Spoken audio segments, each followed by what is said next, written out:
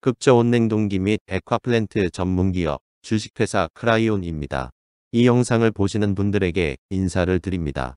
이 영상은 반도체 급저온 식각 공정에 필요한 칠러의 기술 현황 및 동향, 그리고 저희가 보유한 독보적인 기술적 차별성에 관한 내용을 담고 있습니다. 최근 이슈가 되고 있는 급저온 식각 공정에서 급저온을 유지시키는 장비가 필요하게 되는데 이를 급저온 칠러라 부릅니다. 이 영상은 급저온 식각 공정에 필요한 칠러에 관한 기술에 관한 내용을 담고 있습니다. 이 영상은 당해 업체 종사자이거나 최종 고객사인 삼성전자, SK하이닉스 관계자분들이 보시면 기획 시 활용할 수 있는 내용을 포함하고 있습니다. 또한 주식 투자자분들에게는 반도체 칠러 사업을 영위하는 회사 기술 정보를 포함하고 있어 투자 정보에 활용할 수 있을 것 같습니다. 급저온 식각에 관해서는 도쿄 일렉트로닉사의 공정에 관한 내용이 많습니다. 삼성전자 및 SK하이닉스는 2025년부터 10세대 낸드 메모리 생산에 사용될 예정으로 알려져 있습니다. 알려진 급저온 식각에 관한 정보에는 공정의 우수성과 소비되는 소재에 관한 내용이 주류를 이룹니다. 이번에 칠러를 다루는 이유는 급저온 식각 공정에서 칠러의 전력 소비량이 가장 높으므로 급저온 전문기업인 당사가 관련 기술 분석과 당사가 보유한 기술적 우수성을 통하여 미래 전략안에 관한 말씀을 드리기 위함입니다. 90년대부터 급저온 식각 공정에 대한 가능성이 알려졌지만 도입의 가장 큰 장애 요인은 급저온 유지를 위한 운영 비용이었습니다. 당시에는 액화질소를 사용하였습니다. 지금은 냉동기로 개발되는 상황이지만 액화질소 사용 비용과 현재 사용되는 칠러 에너지 비용과는 차이가 없습니다. 영상 후반부에는 액화질소를 냉혈원으로 할 경우와 현재 기계식 칠러 간의 카펙스, 오펙스를 바탕으로 경제성이 분석된 자료 및 장단점을 비교하도록 하겠습니다. 구술되는 기술 용어 및 설명은 혼합냉매를 이용한 초저온 기술에서 분류되는 기술로 급저온 식각 공정에서 칠러 측 전력 소비량에 대한 설명 후 다음 장에서 말씀드리도록 하겠습니다. 삼성전자는 2023년도에 급저온 식각 공정에 관한 보고서를 발표합니다. 테스트에 사용된 칠러는 도쿄 일렉트로닉사와 협업한 국내 키플레이어 업체에서 제공한 C3MR 사이클로 제작된 칠러입니다. 냉각용량 규격은 -70도씨 7kW였습니다. 테스트 결과 급저온 식각 공정에서 칠러 전력 사용량이 전체 공정의 약 46%에 이른다는 것입니다. 내용을 분석하면 칠러 전력 소비량은 25kW 내외로 추산됩니다. 이는 참여한 키플레이어가 공개한 특허 자료에도 유사한 수치로 기록되어져 있습니다. 더구나 주요 고객사는 양산 시점에서 공급되는 칠러 냉각용량 규격을 -80도씨 8kW의 강화된 규격으로 주문하고 있습니다. 먼저 저희가 가지고 있는 기술적 소양에 대해서 말씀드리겠습니다. 저희는 현재 후공정 반도체 칠러에 적용되고 있는 기술인 혼합냉매를 이용한 초저온 기술에선 선도적인 기업으로 이미 20년 전부터 해당 기술을 개발 및 생산을 하고 있는 업체입니다. 하지만 현재 논의 대상인 식각 공정용 급저온 칠러 및 산업용 스케일에는 적용하지 않습니다. 그 이유로는 혼합냉매를 이용한 초저온 구현은 정량적인 해석이 불가능합니다.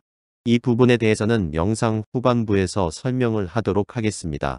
전산해석 추정의 불가능은 공정 설계가 불가능함을 의미하기 때문에 원리에 대한 학습을 바탕으로 실험적 결과를 통해 규명해야 하는 것이 유일한 개발 방법입니다. 전술하였듯이 혼합냉매 초저온 기술에서 탈피한 이유는 시장 선도 수준의 고효율화가 불가능하다는 점이었습니다. 냉매 혼합 비율을 최적화에 따른 고효율화는 의미 없는 영양인자이므로 고효율화를 위해선 공정기술의 혁신이라고 판단하였습니다. 저희는 액화질소 플랜트에 적용하기 위한 낮은 초기 투자 비용 및 고효율화로 시장 선도형 제품을 개발하는 목표로 기존 공정과는 전혀 다른 독자적인 방법으로 독보적인 기술을 개발하게 되었습니다. 국책과제로 개발된 결과는 공인시험 성적서로 입증받았습니다. 같은 조건으로 실험된 혼합냉매 초저온 기술의 세계적인 권위기관인 노르웨이 신테프에서 발표된 논문 수준보다 에너지 효율을 3배 이상 높인 초고효율화를 구현하였습니다. 저희 기술은 반도체 급저온 칠러 외에 질소 액화플랜트에도 적용할 수가 있으며 현재 글로벌 키플레이어들이 구사하는 기술 수준보다 더 높은 수준을 보유하였습니다. 고효율화는 주기자재의 스펙다운이 가능해져 컴팩한 푸트프린트를 구현할 수 있게 됩니다. 또한 질소액화 공정 외에 수소액화 공정 기술 개발에도 착수하여 그 성과를 인정받아 당해 업종에서 최고 수요처인 한국가스공사 자회사인 한국가스기술공사로부터 호주 액화수소 수출입 터미널 프로젝트에서 국내에선 최초로 수소액화 공정 설계를 기술 용역한 바가 있습니다. 단일 규모로는 인천 SK 수소액화 플랜트 82톤/데이보다 큰 120톤/데이 용량입니다. 실시된 공정 설계에서는 인천 SK 수소액화 공정보다 효율을 30% 이상 끌어올림으로써 글로벌 기업인 린데 및 에어리퀴드사가 제시하는 효율보다 높은 시장 선도 수준의 공정 설계 기술을 보유하게 되었습니다. 저희가 플랜트 공정 설계 능력을 배양하게 된 것은 개발된 질소 및 수소액화 기술의 우수성을 입증하기 위해서는 기존 액화 공정 설계 기술 마스터링이 필수였고, 이를 바탕으로 동기권에서 입증을 받아 수행하게 된 결과였습니다. 수소액화 공정은 2단계의 공정을 거치는데 온도대별로는 80켈빈 1차 예냉 공정, 20켈빈 2차 액화 공정으로 나누어지므로 과업 수행은 모든 가스의 액화 공정을 마스터링된 수준에서만 가능한 과업입니다. 또한 동기권에서 극저원냉열 공급 사업의 액화 공정을 설계하는 기업으로 선정되었습니다. 산업용 극저온 기술 분야에서의 당사의 기술 수준은 객관성과 독창성을 동시에 보유하고 있으므로 이 영상에서 제시하는 극저온 칠러 기술 분석, 예측은 상당한 신뢰도를 가지고 있다라고 말씀드릴 수 있습니다. 요구 온도가 낮아질수록 냉동기는 효율이 저하되므로 소비 전력이 증가하게 됩니다. 또한 극저온 식각 공정은 가까운 미래에 마이너스 70도씨로 국한되어 있지 않으며 좀 더 미세한 공정 및 생산성을 위해서 공정 온도는 더욱 낮아질 수밖에 없습니다. 보시는 그래프는 현재 및 2025년 적용 시점 그리고 미래 공정 온도 변화에 따른 칠러에서의 에너지 소비량 및 전체 공정에서 에너지 소비율을 명기한 것입니다. 온도 변화에 따른 칠러 전력 소비량은 도쿄 일렉트로닉스와 협업된 국내 반도체 칠러 키 플레이어에서 사용하는 기술 기준으로 하였습니다. 영상에 추정된 전력 소비량은 키 플레이어가 사용하는 혼합냉매 기술로 구현 가능한 온도대별 냉각 능력, 전력 소비량을 객관적 자료에 의거하여 산출하였으며 참조한 데이터는 영상 자료에 명시하였습니다. 공정 온도가 낮아질수록 전력 사용량이 반비례하며 증가하는 것이 뚜렷이 나타나고 있습니다. 미국 소재의 어플라이드 머트리얼사에서 개발 중인 극저온 식각 공정 온도는 마이너스 130도로 알려져 있어 추후 공정 온도 변화는 충분히 예상할 수 있습니다.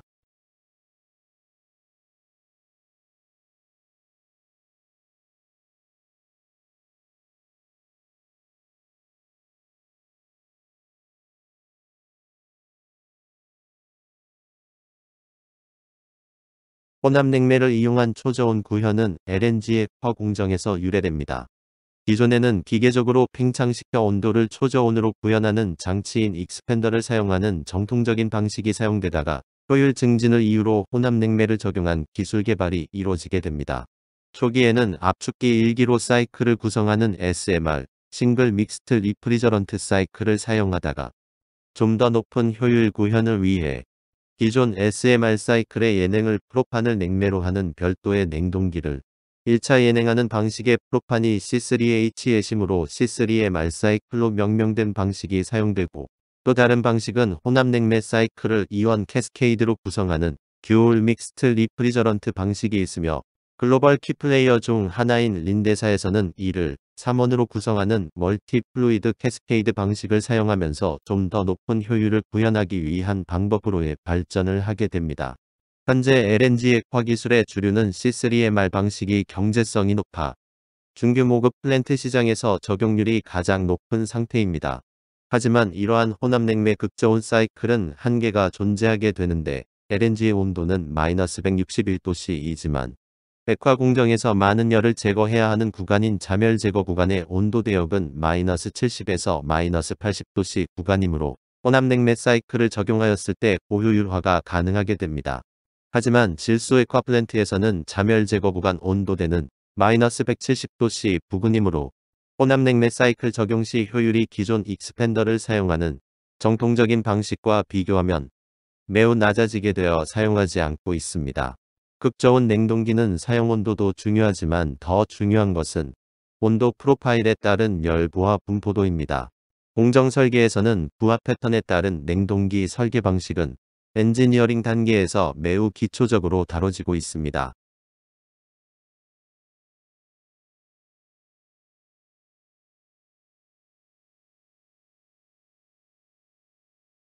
다음은 상기 언급된 이센스 에픽 팽창이 아닌 유체기 개인 익스펜더를 사용하여 아이선트라픽 팽창을 하는 리버스 브레이튼 형식입니다. 이 방식은 체코에 소재하고 있는 미라이라는 업체에서 생산 중에 있습니다. 이 사이클은 액체 상태의 냉매가 익스펜더에 유입되면 파손이 되므로 기체 상태로의 유동만 되며 대부분의 산업용 가스 액화 공정에는 이 방식을 채택합니다. 이 업체는 냉매를 공기를 사용하므로 유럽에서 규제하는 불소 계열 냉매에선 프리한 기기이며 효율도 국내 플레이어들이 사용하는 기술보다 매우 높다는 점과 제어의 용이성이 매우 뛰어나 온도 제어 정밀성이 피크 부하는 0.5도 미만, 공정 온도 제어는 0.025도 미만이라는 확실한 장점이 있습니다.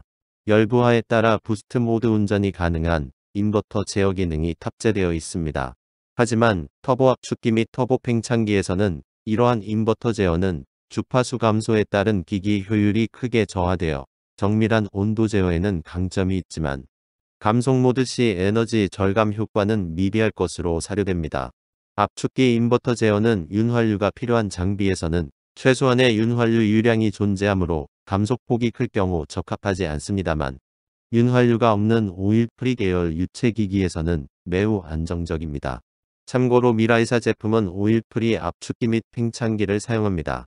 단점으로는 기체 대 기체로 열교환하기 때문에 열교환기가 매우 커서 장비 크기가 국내 최대 수요처에서는 채택될 확률이 매우 낮으며 초기 투자 비용이 국내 업체보다는 1.5배에서 2배 이상 높을 것으로 사료됩니다.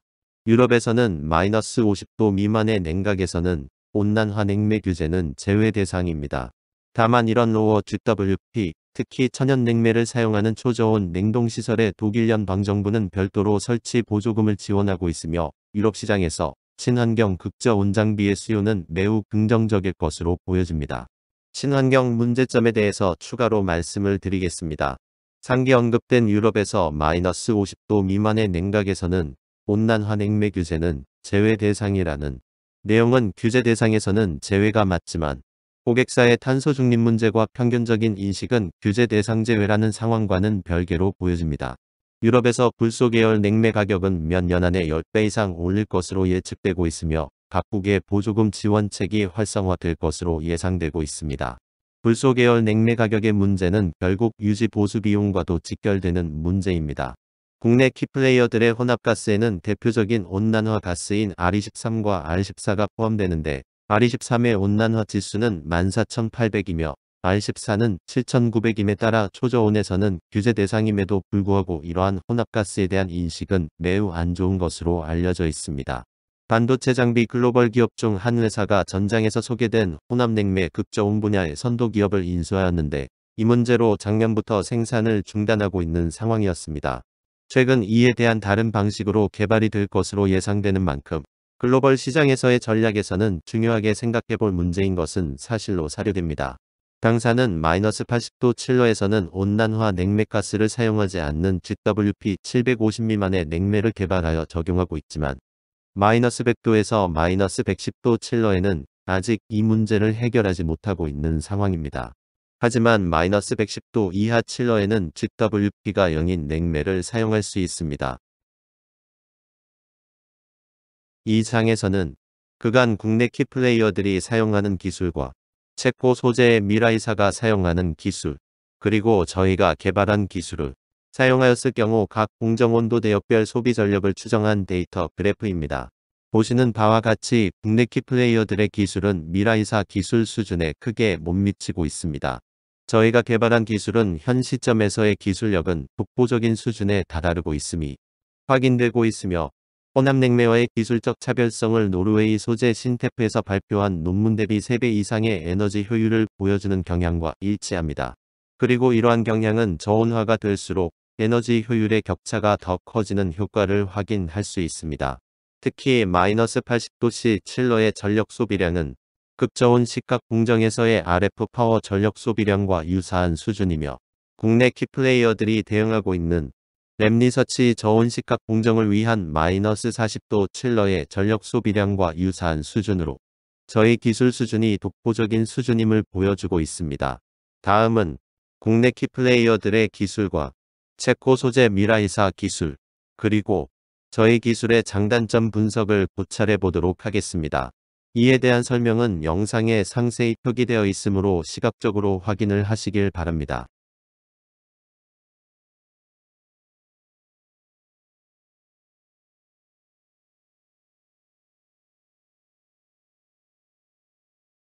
이번 장에서는 앞서 말씀드린 혼합냉매를 이용한 초저온 냉동 방식에서 정량적 해석의 어려움에 대한 말씀을 드리도록 하겠습니다. 혼합가스 물성을 예측할 수 있는 전산툴은 아스펜 하이시스나 프로2 그리고 캠캐드가 있으며 해당 전산모사 툴에서는 물성 추정이 가능한 루틴을 보유하고 있습니다.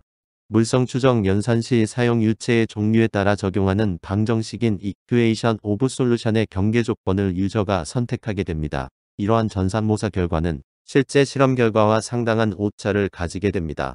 그 이유로서는 크게 두 가지로 추정되고 있습니다. 첫 번째로 추정되고 있는 것은 냉매물성을 예측하는 데 여러 입력인자가 필수적으로 필요하게 되는데 혼합가스 물성에서의 오차가 발생하는 입력인자는 임계온도 및 임계압력이 매우 큰 영향인자라고 보고 있습니다. 같은 아임계 상태이거나 초임계 상태만 유지하는 시스템에 사용되는 혼합가스 물성 예측 오차는 크지 않게 되는데 혼합냉매를 사용하는 극저온 사이클에서는 임계점 아래에 있는 아임계와 임계점 이상에 있는 초임계가스가 공존하게 됩니다. 혼합가스라 하더라도 물성 예측 방법은 하나의 물질로 간주하고 해석하게 됩니다. 그러므로 이 임계점을 아임계 상태의 가스와 초임계 상태의 가스가 다수 존재하게 되므로 한 개의 임계점을 추정하게 됩니다. 이러한 경우에는 혼합된 가스를 구성하는 가스가 혼합가스의 가상 임계온도, 압력보다 낮은 가스 고유의 임계온도나 압력에서는 실제로는 상변화가 불가능한 상태임에도 불구하고 전산 해석에서는 상변화가 가능한 것으로 계산하기 때문에 오차가 발생하게 됩니다. 이러한 해석 방식을 가상임계점 추정 방식이라고 합니다. 이로 인한 해석과 실험 결과에 대한 오차가 발생하는 동향에 대해서는 다른 영상으로 말씀을 드리겠습니다. 저는 이러한 오차를 줄이고자 기존 해석 방법이 아닌 멀티 플루이드 앤 멀티 페이지가 공존하는 해석 루틴인 리얼 크리티컬 메소드로 별도 루틴을 만들어 적용한 결과 오차 범위를 크게 줄일 수 있었습니다. 이 부분은 저의 추정이 틀리지 않았음을 방증하고 있습니다. 두 번째로는 혼합가스 간의 극성 및 기체 상태와 액체 상태 간의 극성이 물성 해석에 영향을 크게 미치게 됩니다. 상기 언급된 전산툴에서는 극성값을 추정하는 방법을 적용시켜 해석할 수는 있습니다만 이 극성 문제는 추정이 아니라 방대한 실험을 통한 극성 변화를 고려할 수 있어야 정확성이 높아지게 됩니다. 이 부분에 대한 정확도를 기하고자 미국 표준과학연구소에서 개발한 레프랍 시리즈가 있습니다만 극저온 구현을 위한 혼합냉매 물성 해석에서 설정된 반복 계산에서 오차 범위 내에 수렴하지 못하는 경우 물성 해석을 중단하고 에러 메시지를 출력하게 됩니다. 물론 사용자가 소스 파일만 1MB가 넘는 걸 직접 수정하면 어느 정도 막을 수는 있겠지만 정확도가 떨어지며 프로그램 개발에는 막대한 시간을 소비하게 됩니다. 저도 한때 이 부분을 작업하여 프로그램을 제작성하였지만 신뢰도 문제 때문에 실무에서는 활용하지 않고 있습니다. 이번 장에서 다뤄질 내용은 반도체용 극저온 칠러 개발 현황과 개발 시 촬영한 운전 영상입니다. 이 부분도 시각적으로 확인하는 것으로 가름하겠습니다.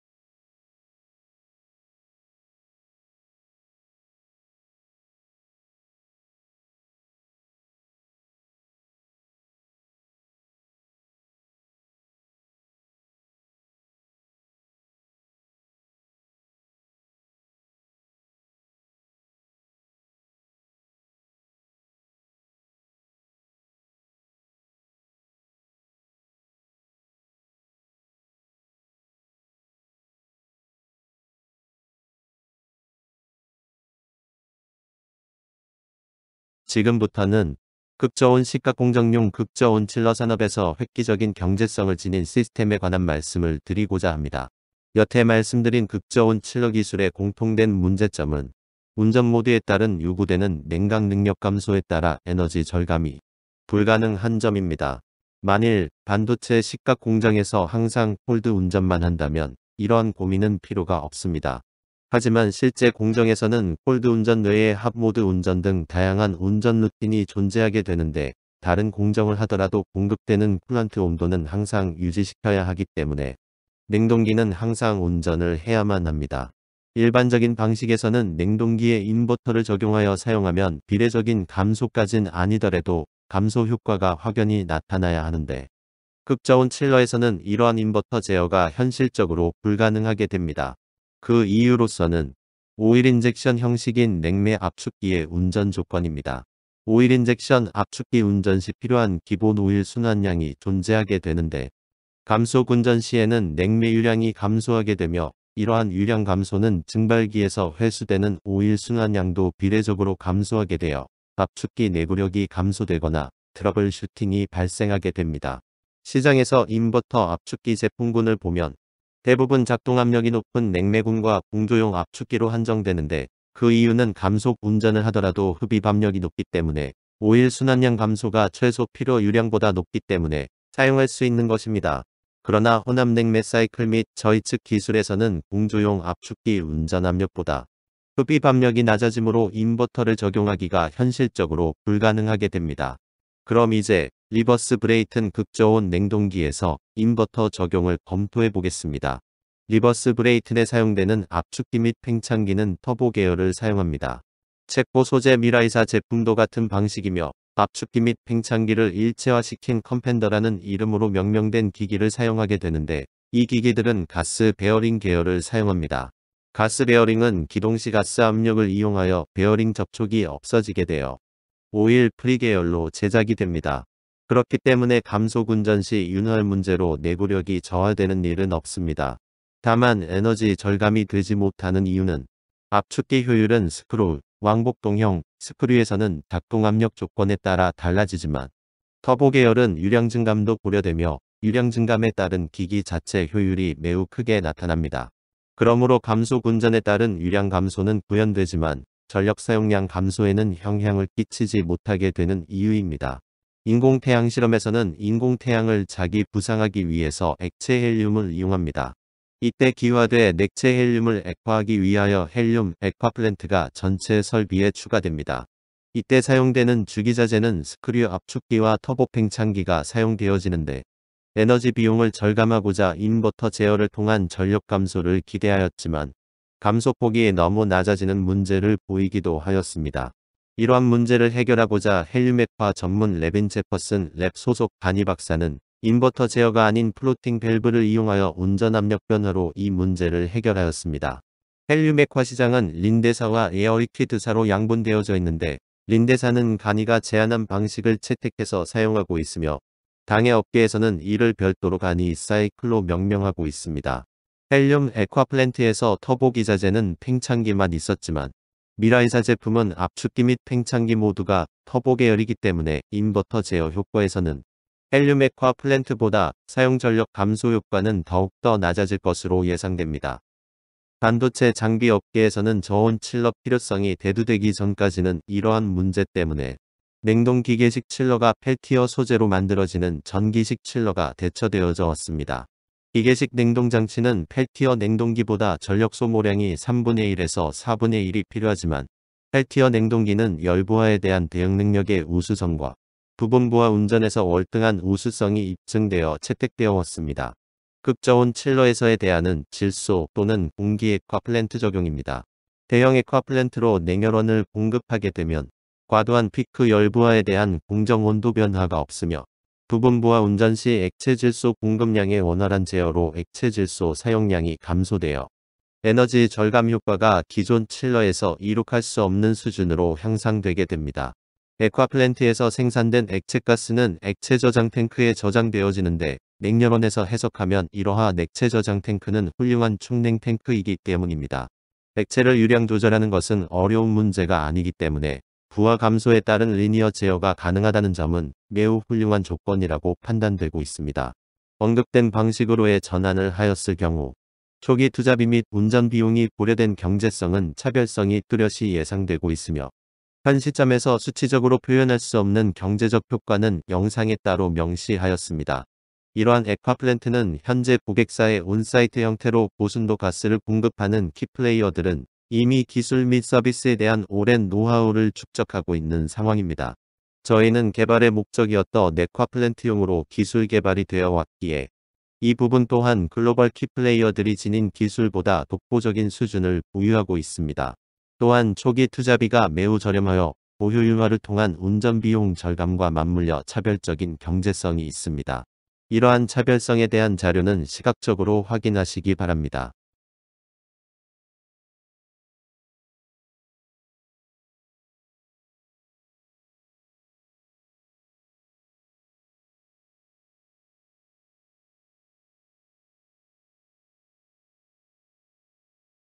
전문적인 내용과 설명으로 지루하시고 힘드셨을 텐데 제 부족한 소양으론 유익한 시간을 만들어 드리는데 부족함이 많았습니다. 영상 내용 관련 문의사항이 있다면 아래 메일 주소를 알려드리오니 문의 주시면 성실히 답변을 해드리도록 하겠습니다. 다만 이 영상은 비즈니스 목적으로 제작되었던 바 소속 기관 및 직책 그리고 성함을 공개해 주시면 좀 더 원활한 소통이 될 것으로 사료됩니다. 끝까지 시청해 주셔서 깊은 감사의 말씀을 전합니다. 향후 국내에서 불모지와 다름없던 수소액화 공정 설계에 관한 내용을 준비하도록 하겠습니다. 다음에 뵙겠습니다. 수고 많으셨고 감사드립니다.